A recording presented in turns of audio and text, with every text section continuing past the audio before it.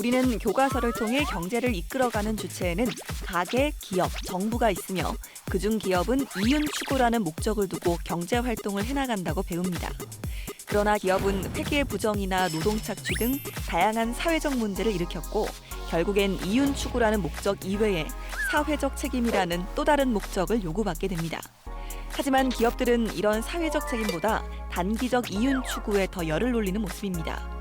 기업들의 최근 행보 조금 더 자세히 살펴볼까요? 몇 년간 뉴스에서 경제 회복과 임금 상승이 부진하다는 소식이 자주 들립니다. 하지만 반대로 주식시장에서는 주가가 연일 상승을 나타내는 모습을 볼 수 있죠.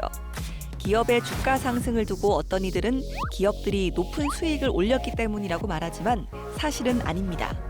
금융거래나 해지, 조세 회피 등 그저 돈을 이리저리 굴리는 방법만으로도 엄청난 돈을 벌 수 있기 때문인데요. 이처럼 기업의 수익이 증가한 건 경기가 호전돼 물건을 더 많이 팔았기 때문이 아니라 비용을 줄이고 임금을 동결하며 공장 신설과 연구 개발에 대한 투자를 아낀 결과입니다. 파이낸셜 타임스의 칼럼니스트이자 부주필인 라나 포르화는 금융업의 사고방식이 깊숙이 자리 잡아 미국에서 가장 크고 잘 나가는 기업조차 은행처럼 행동하고 있는 오늘날의 경제 시스템은 병들어 있다고 말합니다. 재화와 서비스를 생산하기보다 금융거래 부문에 더 많이 투자하는 현상을 바로 금융화라고 하는데요. 이미 다양한 기업에서 다양한 모습으로 금융화가 나타나고 있습니다. 2013년 애플의 CEO 팀 쿡은 170억 달러를 차입하기로 결정합니다.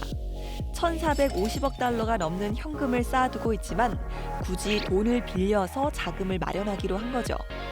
대출에 따른 이자나 수수료가 다른 기업에 비해 훨씬 저렴했을 뿐 아니라 전 세계에 흩어져 있는 은행 계좌에서 돈을 들여오려면 미국 세법에 따라 상당한 세금을 납부해야 했기 때문이었습니다. 이런 금융공학에 나선 기업은 애플뿐만이 아닙니다.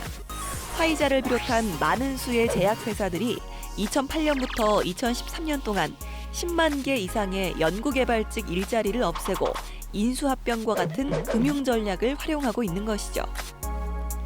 1976년 노벨 경제학상을 수상한 밀턴 프리드먼은 기업의 사회적 책임은 이익을 극대화하는 것이다라며 자유방임을 주장했습니다. 그는 내버려두면 모든 경제적 활동은 제대로 돌아간다며 실력 없는 의사는 도태될 것이므로 의사 면허 제도를 폐지해도 괜찮다는 비유를 들죠. 하지만 돌팔이 의사에게 목숨을 맡기게 되는 상황이 온다면 프리드먼의 말에 완전히 동의할 사람은 많지 않을 것 같은데요. 마찬가지로 극단적인 시장 근본주의는 받아들여지기 힘듭니다. 이윤 추구라는 기업의 목적과 함께 기업의 사회적 책임 역시 간과되어서는 안 되는 중요한 부분이기 때문이죠. 경제 주체로서 기업이 금융화되지 않고 사회적 책무를 잊지 않을 때 더욱 풍요로운 사회와 더 밝은 미래가 다가오는 것이 아닐까요?